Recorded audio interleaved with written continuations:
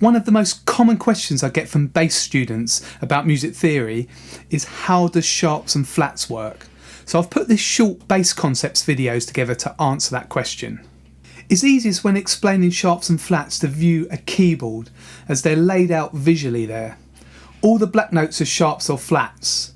Now the confusion often arises when understanding when a particular note should be called a sharp or should be called a flat. Look between C and D. The black note can be called C sharp or D flat. Now the name of that note depends on what key we're in. If we're in a sharp key, like D major for example, then we would call the note C sharp.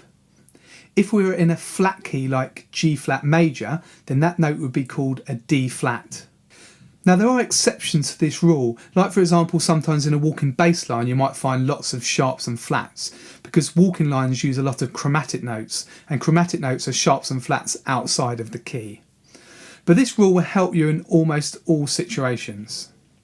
Note also that there are no black notes between B and C and between E and F. This works the same way on the bass fretboard. In very rare cases we might notate a sharp or flat between one of these notes, like C flat for example, but this is not very common, and the explanation is for a more advanced theory lesson.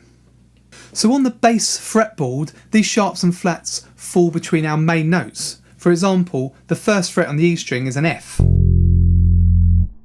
The third fret is a G. So we've got this fret in between. Now that can be a sharp or a flat, so that can be F sharp or G flat.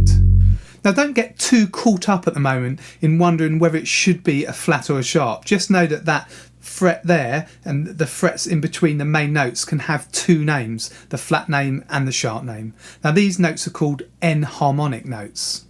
I've put together a PDF to help you with sharps and flats, and you can get that by clicking the link below this video in the description.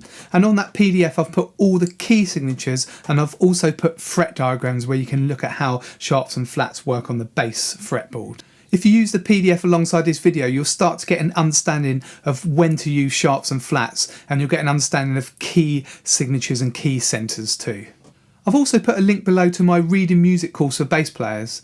Now this is a video course that has 10 videos, so it teaches you how to read music from the beginning to advanced level, and it also talks all the way through about music theory. So all the music theory that you need to understand to play the bass. It talks about the circle of fifths diagram, key centres, rhythm and lots more.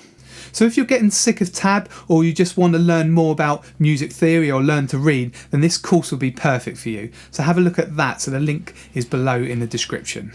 Well, I hope you enjoyed this quick lesson and it was useful to you. If you did enjoy it, can you please like and share this video and leave a comment too? I'd love to hear what you think of the lesson, and if you've got any more questions about sharps and flats and key signatures.